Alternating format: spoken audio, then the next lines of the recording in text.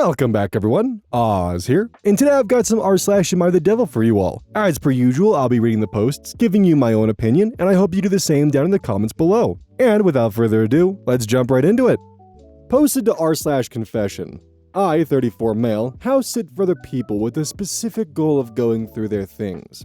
So, I've been a house sitter/dog watcher for a number of years. It's truly easy money. I'm excellent at what I do. Odds are your place will be cleaner than when you left for vacation or work trip. I'll collect your mail and organize it by the date it was delivered, wash all my towels and bed sheets, never have guests over, etc., etc. However, unknown to you and every person who has let me house sit, I'm going to go through your things. Specifically, your clothes. Mainly just your clothes. I'll open and go through every closet and open and go through all your drawers. Dresses, suits, bathing suits, sweaters, pants, skirts, underwear, scarves, jackets, hosiery, hats, you own it. I'm going to take a look. If I really like something, if it really catches my eye or gets my heart going, I'll try it on. I'll stand in front of your mirror and see how it fits me. I'll wear it around the house and see how it feels, especially if you're a married woman. For some reason, your things in particular, I love to look through and wear. Yes, the thrill is doing something I'm not supposed to be doing, and the thrill of possibly getting caught in your sexiest outfit. But mainly, if you thought it was nice enough to buy and wear, I want to see why. When I'm done, I'll fold it back up or hang it exactly how I found it. You never know. How do I know? Because you've asked me to house sit again, and again, and again. It started when I was back in high school. My friends would have a party, and when everyone was outside, I'd go upstairs and see what their mom had tucked away. Then I'd try it on and see how it looked, then fold it back and put it away, like nothing ever happened. Then I started house sitting and found out I could have free reign and not have to sneak around.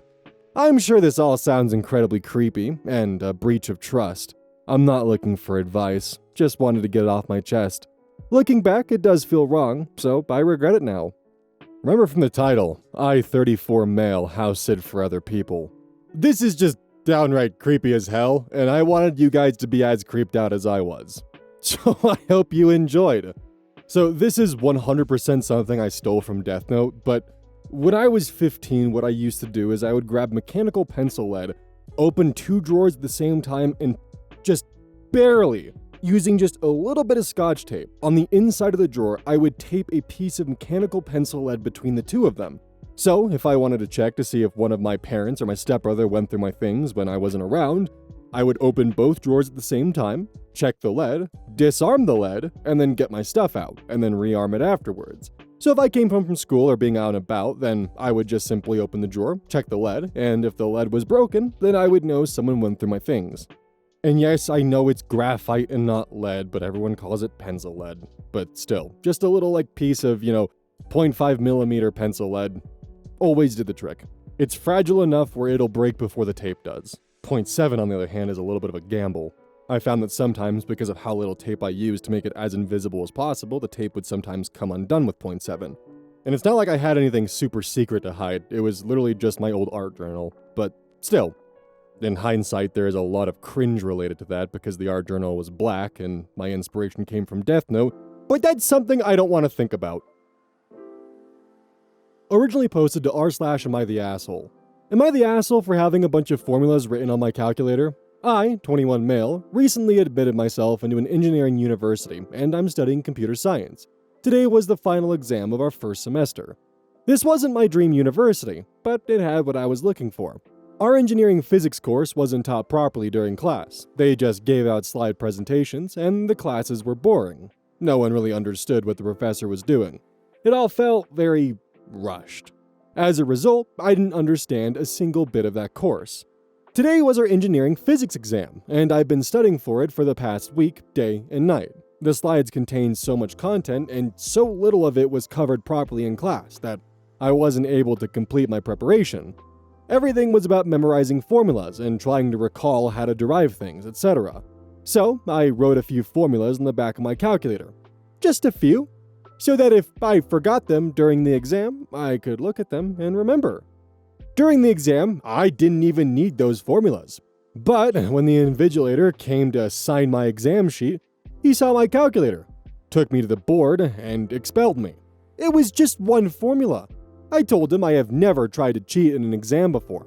I also explained that if they expelled me, I would get an F in this course, which would seriously affect the CGPA I've been working hard to maintain. And without a good CGPA, I wouldn't be able to secure a scholarship for my master's degree. I even told him that he could isolate me and let me continue the exam in the bathroom under supervision, anything he wanted. But the invigilator didn't even flinch. He just said, "You're finished." Then he took me to the Board of Exam Control. They took my statement. I wasn't allowed to explain anything else. They just expelled me. I don't know how someone could be so heartless. It was just one formula.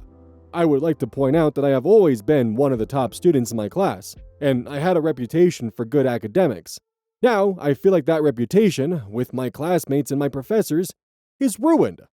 At this point, I don't know what to do or what my next step should be. If the invigilator had handled it more discreetly, I would have understood. But he chose to shame me publicly, and now I feel like I won't even be able to go back there anymore. I begged and pleaded, but nothing seemed to work. So, am I the asshole here?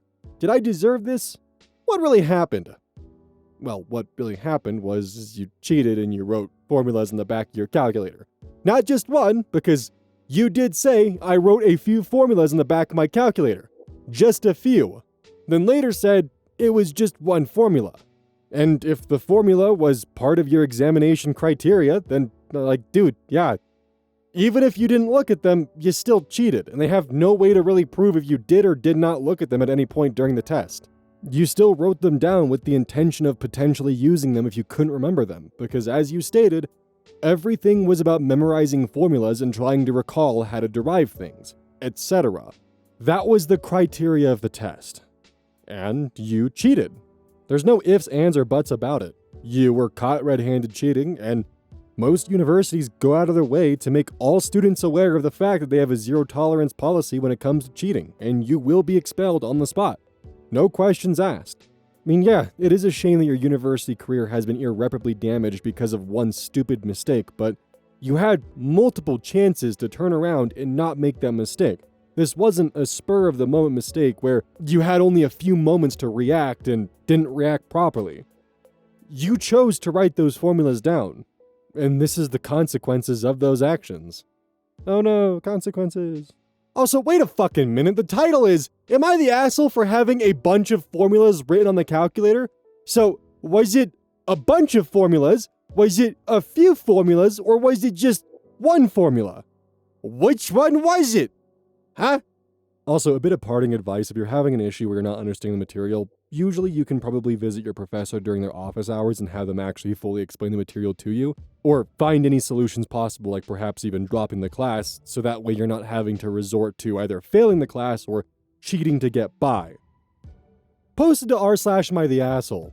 Am I the asshole for telling my roommates I was done following his rules? So I, 23 male, moved across the country in January to start grad school. I grew up with a single dad and 4 brothers, all athletes, so our house was very casual.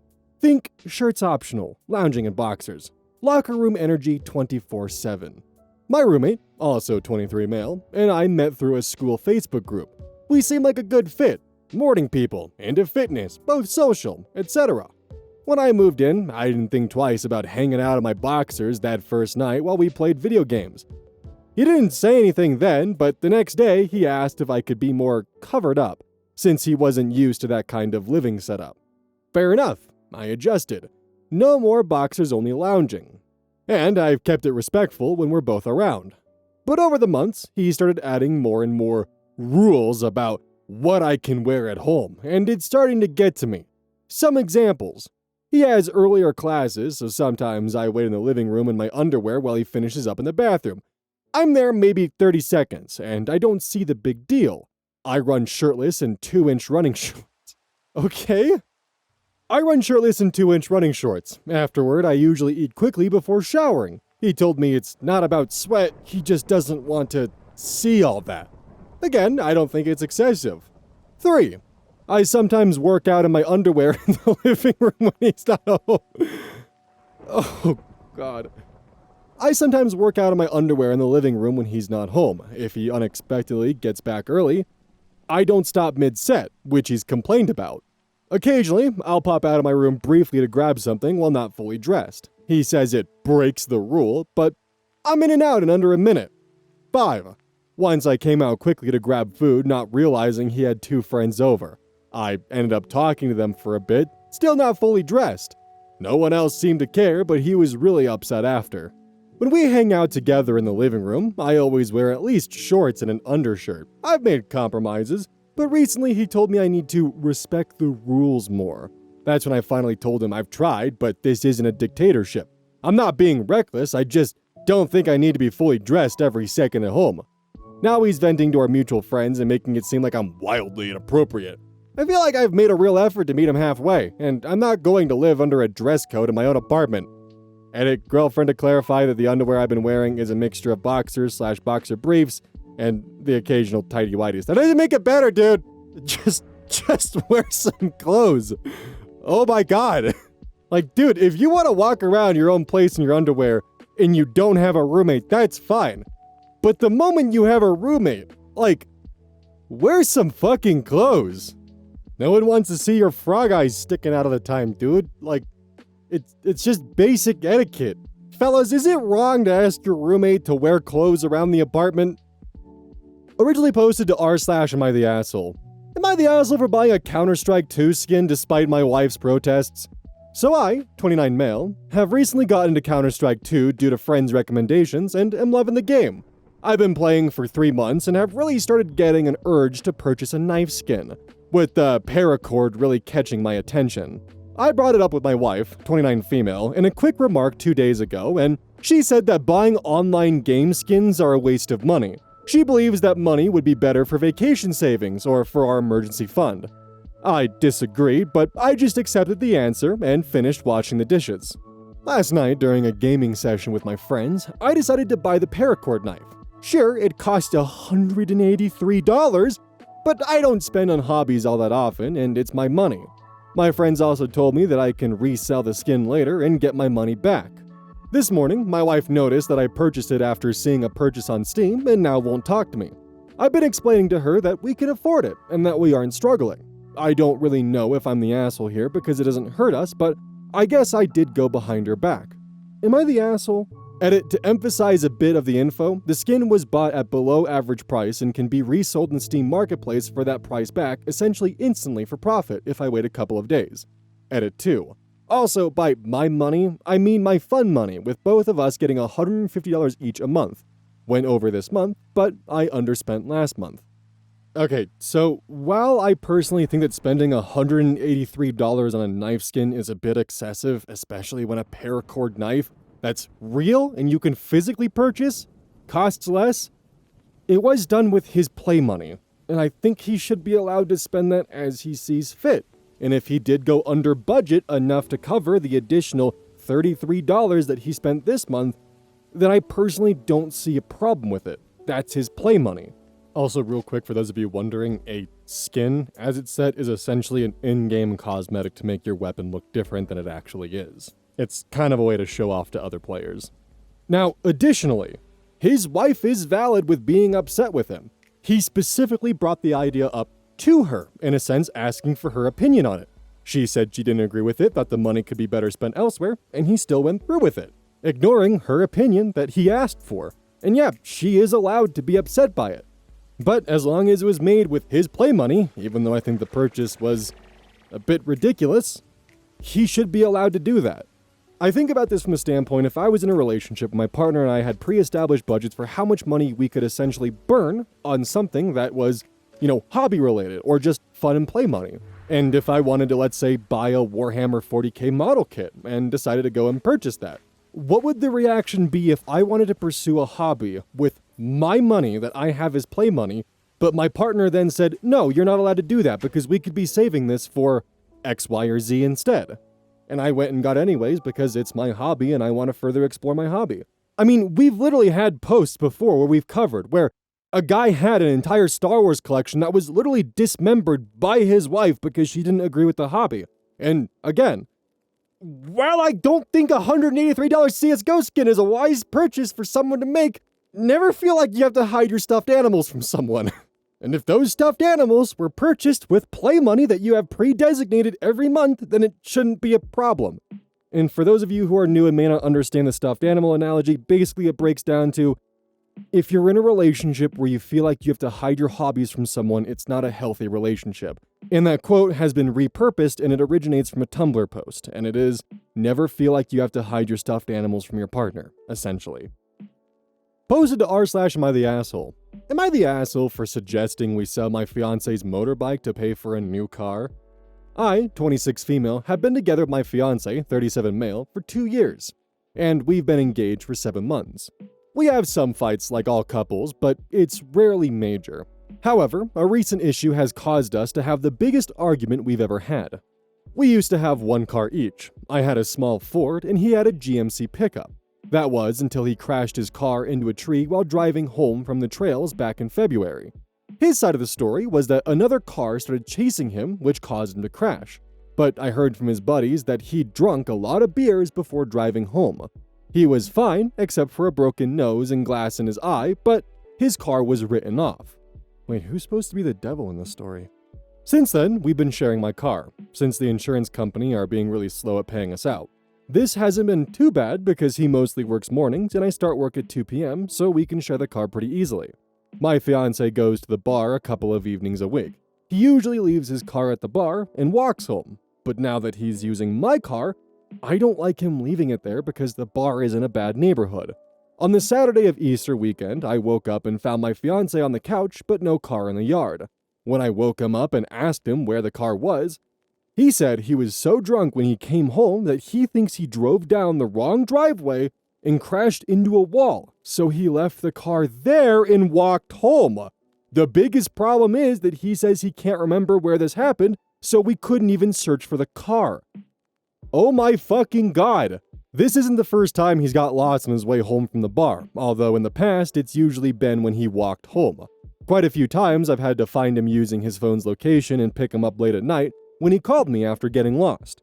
Sometimes he's literally been asleep on the side of the road, and one time, he'd even been bitten by a dog. I know he has a bit of a problem with liquor, though I've always considered that a personal matter, so rarely bring it up. But since this time it's resulted in me losing my car, and I can't file an insurance claim without risking getting him in trouble for DUI, I'm pretty unhappy with him. My fiance thinks we should either file an insurance claim for my car saying it got stolen, or we should wait until the insurers eventually pay us out for his pickup. But it's been very embarrassing for me having to ask for a ride to work every day, so I suggested we sell his motocross bike and buy a new car ASAP. Especially because he can't really use the bike anyway without a car to tow it to the track. It's not that I want to punish him or anything, but I did point out that technically it is his fault that we now have no cars. This caused a huge argument, and he's mad at me for even suggesting the idea of selling the bike. While I agree that selling the bike would be drastic, I don't think I'm unreasonable just for bringing up the idea, but he says I'm being controlling. So, Reddit, am I the asshole? So first things first, real quick, if insurance hasn't paid out yet in almost 2 months, 3 months at this point potentially, they're building a case to deny your claim. Second of all, I was kind of in a position where I had my suspicions of why this pulled up to AmITheDevil, so I started kind of looking through the comments to see, and the general reason why is just simply for the fact of OP is enabling her fiance's addiction and allowing him to go and drunk drive and seeing it as, oh, it's not my problem until it directly affects me. That was kind of my suspicion for why this ended up here, and yeah, I agree with that. This post more belongs in the hypothetical subreddit, We Are the Devil, because this is just fucking messy. Personally, I've never seen his drunk driving as being a problem until it directly affected me, and now I'm without a car. Like, without a doubt, and don't get me wrong, the fiance... Wait, that doesn't solve... Wait. Technically, they're both the fiance. How do you distinguish that? Like, I know who you guys know that I mean, but... Anyways, that's besides the point. OP's fiance in this scenario is 100% the greater of the two evils. Without a doubt. Motherfucker is actively just not seeing a problem with just hopping behind the wheel while, like, hopped up on brewskis. Like, Buddy is a problem. And his fiance/OP is also the problem for not seeing a problem with it until it directly affects them. Like, this is not about the dirt bike. This is a far more complicated situation. And not to mention, if your car is found just crashed into a fucking wall like in the middle of nowhere, do you know who the police are going to blame for that? You! And lying and creating a false report about your car being stolen isn't going to work, because when they go and actually look at your car and like look inside of it, they're going to be looking for signs of a break-in. The fact that the steering column wouldn't be disassembled to hotwire the car is going to be a massive, so the perpetrator had access to the keys. Okay, well, let's check for fingerprints. There's only 2 fingerprints in here. The owner and their fiancé. And they're probably going to have a ton of other ways to investigate and look into this, and it also doesn't help that 2 months prior, your other vehicle was fucking totaled. So yeah, the theft claim isn't going to work like your fiancé think it does. And in fact, you're probably going to get in far more trouble than you actually just being honest with the fact of, yeah, my fiancé's the one who crashed the car. Take some fucking responsibility. Good God. Both of you motherfuckers are lucky no one got hurt in the process. Like, seriously. Posted to r/today I fucked up. Today I fucked up by losing my fiancé over crypto. So, yeah, I totally screwed up big time. Me and my fiancé, Jess, been together 4 years, engaged for 1. Everything was great. We were planning our wedding, picking venues and all that. But then I got sucked into crypto, specifically Solana. Oh dear God. Just to put it in perspective, Solana, if I'm remembering correctly, went from having almost $300 in value, and from the time this was posted, would have been down to around $100 in value. I thought I was gonna be some genius investor, you know? It started when I saw some X post about meme coins, that they're like super fast, cheap fees, blah blah blah. I'm not rich, but I had like 10k saved up for the wedding. I figured, why not throw 5k into those coins? Maybe a quick buck, surprise Jess with a fancier honeymoon. I didn't care, cause I wanted it to be a surprise. Big mistake. I lost everything in the first few weeks. My 10k was gone. Wait, I thought you invested 5k. I was freaking out, couldn't sleep. Jess noticed I was acting weird, kept asking what's wrong. I didn't want to tell her I blew our wedding fund, so I lied, said it was work stress. She found out anyway. I left my laptop open and she saw the trading app. The red numbers, the whole mess. She flipped out, screaming how I gambled our future without even telling her. I tried to explain, said I'd make it back. She wasn't having it. Said I broke her trust, acted like some sneaky addict. She gave me back the ring, packed a bag, and left to her mom's. That was 2 weeks ago. She's barely talking to me. Says she needs space. Too long didn't read, I secretly blew our wedding fund on crypto. Lost it all, and my fiancé left me because I lied about it. General PSA, everyone. Crypto is not an investment. It is a gamble. Yes, there are safer coins to dump money into, but it is not an investment. There is no federal regulations or backings to protect crypto. If you get scammed in crypto, you're fucked. No one's coming to save you. That's on you. Crypto is currently going through the godless Wild West of the 1920s and is bound any day now to have some sort of cataclysmic crash that's going to leave a lot of people in a lot of pain. And before any of you crypto bros try to argue with me on this, there's a reason I know what Solana is. There was a time in 2016 where I was excited about the technology and thought it had a lot of potential. Hell, I even still keep up with it because I think it's interesting as a concept. I don't put any money in it because there's no regulations and it's far too unstable. And because of that, never put money in the market or even into crypto that you're not willing to lose. Like, if OP had just thrown like 5k into crypto and just like, yeah, fuck it, whatever happens, happens. This is money that if it's gone, won't affect me. That's another story. But he gambled away the wedding fund. He said he would put in 5k, but suddenly now the number went up to 10k? What happened there, buddy? Before we get into this one, I'm going to give a content/trigger warning for an extreme reaction to someone's trigger and the response they have to it. The descriptors are detailed and unpleasant, and I know for some individuals, just the simple descriptor of it can cause a panic attack or even invoke triggers they weren't expecting. So please, viewer discretion is advised. Originally posted to r/AmITheAsshole. Am I the asshole for accidentally triggering my girlfriend? So, for a little bit of backstory, I, male 26, have been dating my girlfriend Jess, female 27, for 3 years. We have a great relationship.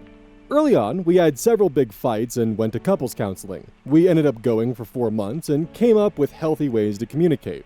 About 2 months after ending therapy, Jess's dad died. She didn't tell me for weeks, which really hurt, but I knew that they didn't have a good relationship. But Jess had always said that she wasn't comfortable saying anything beyond that and asked for me to let it lie.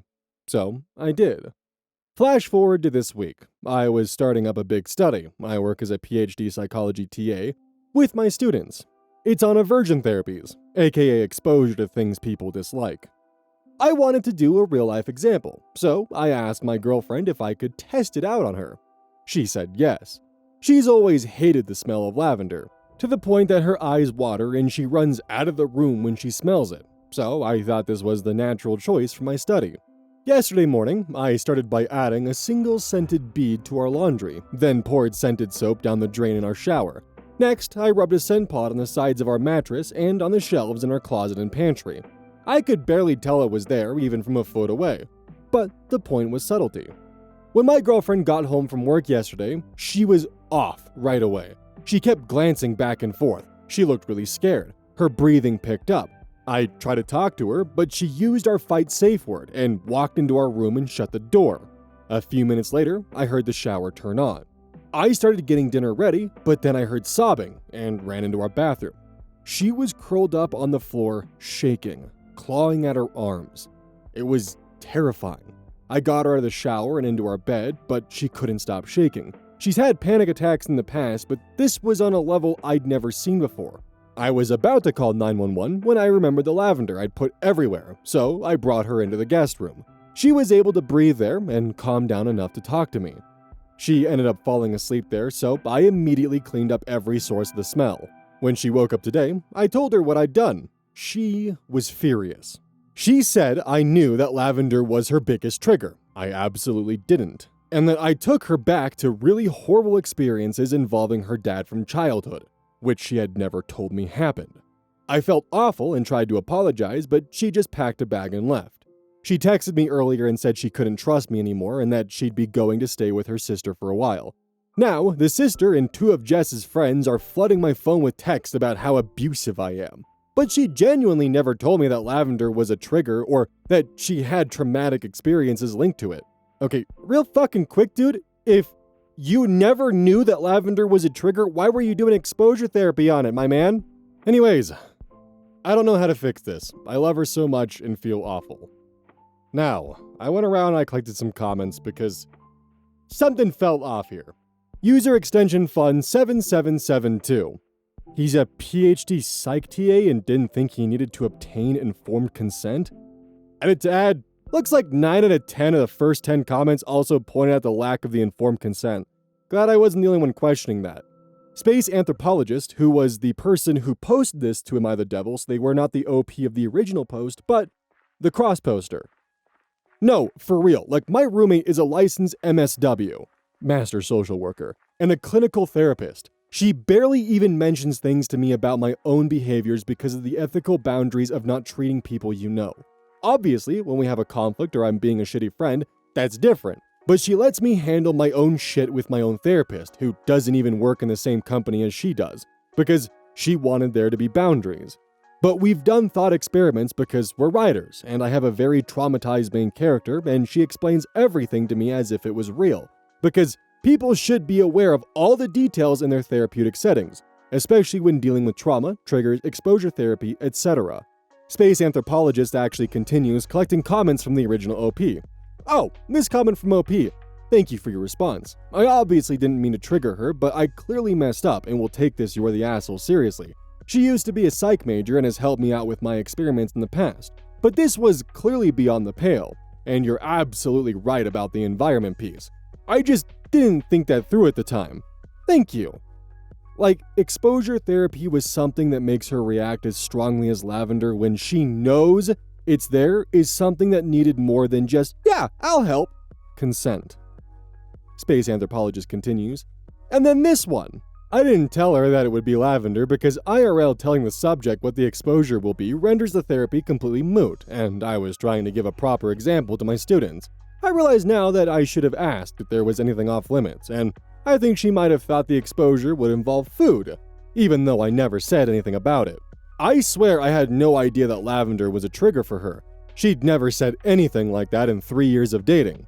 Thank you for the note on her trauma. If I'd known she'd had it, obviously, I never would have done anything like this. I hope that she's able to take some time to process and that we can talk about everything. Probably in therapy again. I hope OP finds himself as an ex-boyfriend very soon and that the school hears about this. With a bit more context, I do understand that my initial comment about him not knowing it to be a trigger is a bit misleading or off, with more the fact that he probably just thought she didn't like the smell. However, if your reaction is to run out of the room with contact to a scent, you would think that as a psychology major, you would at least connect the dots that, oh, there's probably a lot more going on with this aversion here. But the thing is even if that was the case, even if he had no idea that it was just genuinely this damaging, the fact that he went so just fucking pedal to the goddamn metal with how far he was taking the lavender, from invading their bed space, to the pantry, to the clothing, to dumping it down the shower drain, so she had no way to actually cleanse herself and escape the scent. Even for the concept of exposure therapy, if this wasn't even that huge of a trigger for her, that's just fucking evil. But compounding the fact that this had that much residual mental weight on her, good God. I'm sure the psych majors can probably explain why this is so just horrific. And even me, as someone who previously only focused on STEM fields, this just feels revolting.